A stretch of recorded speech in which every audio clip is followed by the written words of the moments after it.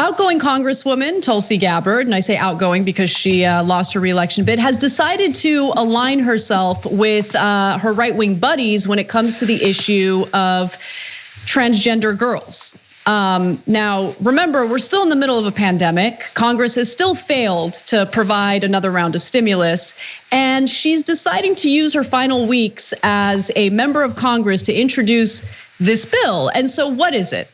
Well, the Protect Women's Sports Act would make it a violation of Title IX protections in the Education Amendments of 1972 for federally funded schools to allow people born as male to compete in women's sports programs and activities. So what she's trying to do is block transgender girls from competing in women's sports in federally funded schools. She released a statement defending her decision to do this and explaining why she's wanted to do this. Title IX, she argues, is being weakened by some states who are misinterpreting Title IX, creating uncertainty, undue hardship, and lost opportunities for female athletes.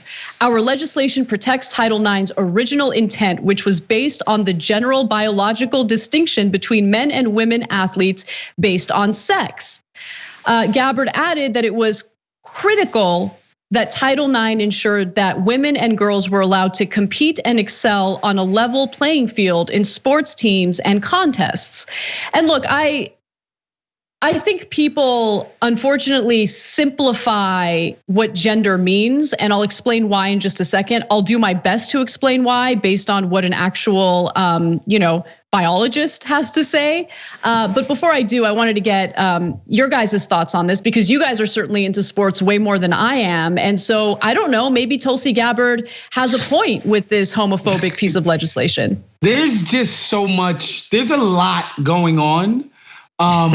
There's just a lot going on. But what I will say first is that a lot of this, whenever you see the trans stuff, it's a lot of middle school logic, right? It's, the bathroom bill, for example. It's this idea of the people that, that you would have referred to as a quote unquote sissy back in the days. That's who these people think trans people are. And it's like, I don't want to go to the bathroom with them. I don't want to share a locker room. When in actual reality, the people who show their genitals the most and who grab people's asses and private parts the most were your straight friends. I'm sorry, that's just a freaking fact. So, it's all this logic about who needs to be where and who needs to do this. And I think what you see with this is also middle school logic in the sense that the idea that, like, say, LeBron James would dominate the WNBA if he decided that he was trans tomorrow, which is true. In a vacuum, that's true. But what this just doesn't account for is just the general lack of athleticism from the average person born with a penis, right? It's just this idea that anybody born with a penis is going to just destroy people who are born with vaginas at sports. And that's just not the case. Like, the best women athletes will, like the cream of the crop, will generally be better than your just average run-of-the-mill male or, born with a penis athlete, whatever we're doing with this, right? Like, it's just wrong. Like, I personally can think of people in my own life who would just not fare well in a wrestling match or a basketball court or on a track, track and field. In fact, I remember getting my ass kicked in Florida by a girl in a foot race. I'll never forget this, man. Like, she just dusted me, and I was a pretty damn good athlete. I'm serious. Like, it's like people just don't account for the like how unathletic most people who are born with penises are. Yeah, I love that you said that because I'm going to explain, like, biologically speaking, how complicated sex and gender really is. But I also want to just quickly note, I called this legislation homophobic. I meant transphobic, although there's suspicion that Tulsi Gabbard, based on her previous statements about gay people being extremists, is also homophobic. But yeah, she referred to people as gay extremists and was supportive of gay conversion therapy. So yeah, me either. Yeah, I want you to, She has a history when it comes to things like this, and she's had to apologize before for her homophobic statements and stances and how she came up and all that stuff. I want you to think about a couple of things that would go into something like this being a thing, and this is brought up every time someone complains about trans students. We're talking like probably teenagers. Are we talking like high school competitiveness? Am I right? Okay. And college scholarships. Yeah, right. So in order to dominate a sport because you want to act like you're the opposite gender, you're going to go through things that many trans people go through that they have to try to go through if they can afford it. First of all, it's like reassignment surgeries, hormones, all those things that you take to feel like who you really are or look more like who you really are. Somebody's going to go through all that so they can win the 110 hurdles. Somebody's going to go through all that so they can win the state championship in basketball because that's what's most important to them. And this probably, I don't know the percentages, which maybe I should have looked at beforehand, but the vast minority of people who are trans and also serious athletes that will be disrupting the sports world for their false victories is so minimal. I don't know why anybody would even think about it. Yeah. And then for them to be crazy enough to do it because they just have this burning desire to beat these girls when I'm really not a girl. What? Really? If they're that crazy, hey man, have at it. You've destroyed your life, you insane person. And number two, by the way, as you talked about basketball, LeBron James is 6'8", weighs like 265 pounds. I'm not 6'8", I don't weigh 265. I'm not muscle bound, I can't jump over a hoop. I love basketball, I was pretty damn good at it. I ran track instead. I was pretty good at that too, but there were still guys that were better than me. Should I be mad at them because they were born genetically with better genes, better talents, taller, stronger, quicker? There's slow twitch muscles, there's fast twitch muscles. There's things that people come with out of the womb, and then they get those genetics from their parents that they're blessed with. We always say it.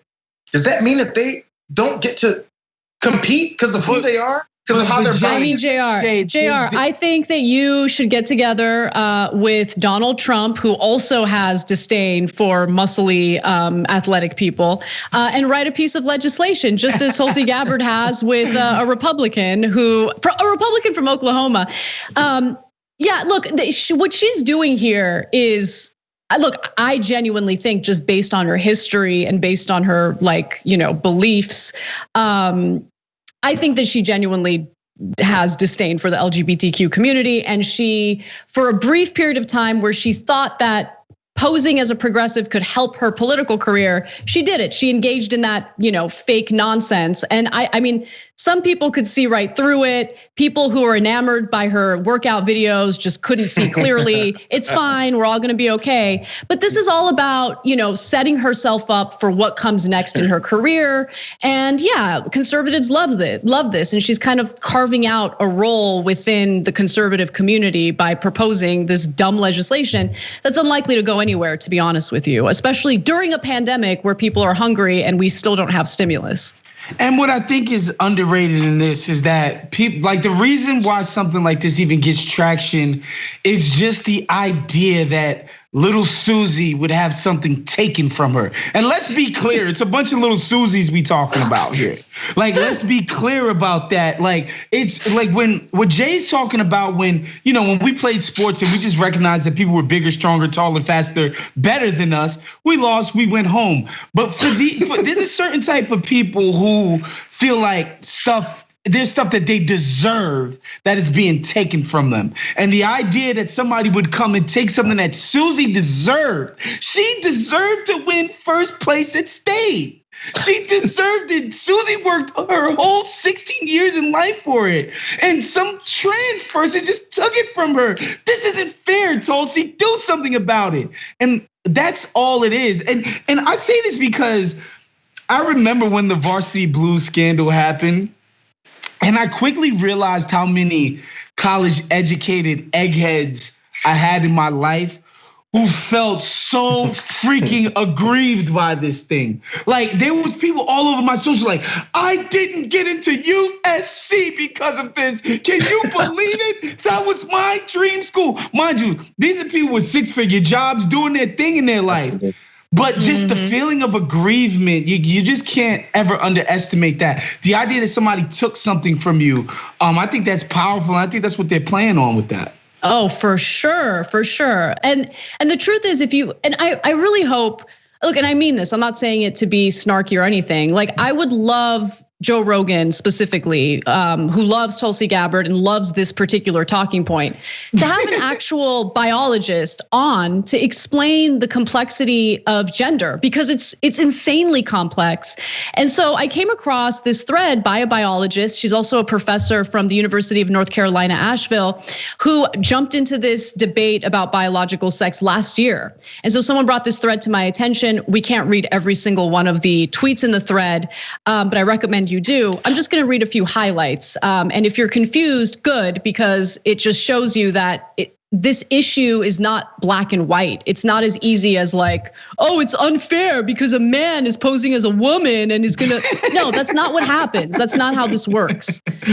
So as Rebecca Helms writes on Twitter, turns out there's only one gene on the Y chromosome that really matters to sex. It's called the SRY gene. During human embryonic development, the SRY protein turns on male-associated genes. Having an SRY gene makes you genetically male, but is this biological sex? Sometimes that SRY gene pops off the Y chromosome and over to an X chromosome. Surprise! So now you've got an X with an SRY and a Y without an SRY. What does this mean?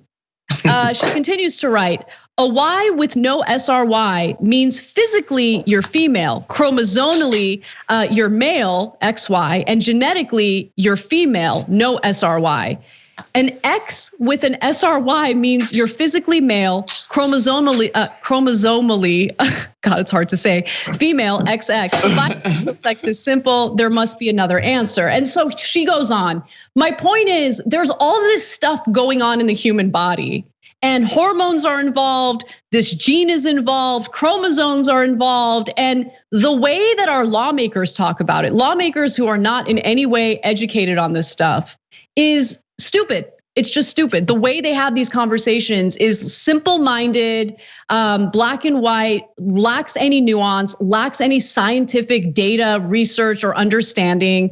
And it's frustrating because I know we all love to smoke pot and share our hot takes on whatever issue, but it's a big deal when it actually negatively impacts people's lives and can lead to some pretty serious hate crimes against them. So I just wish people were a little more thoughtful before they approached topics like this. By the way, Anna, if you think about it, you went through the SRY thing and the X chromosome and the Y chromosome and then the X movement and the SRYs. I read through that so many times earlier and I said, I used to be smart in science. I can at least get this one thing.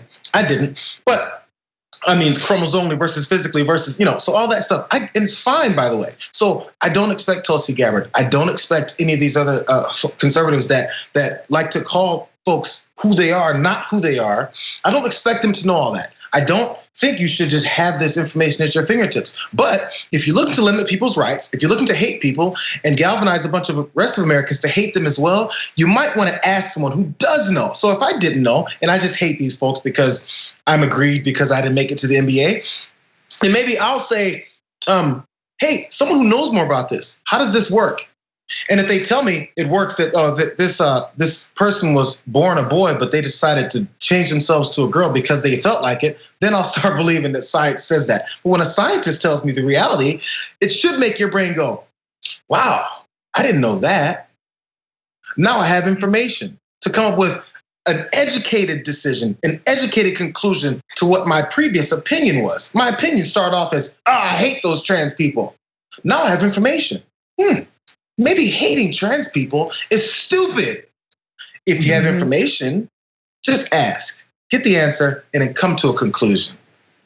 I know, Jayar, but what happens when the reality of the situation and the truth based on the experts is counterproductive to your future grifting opportunities, right?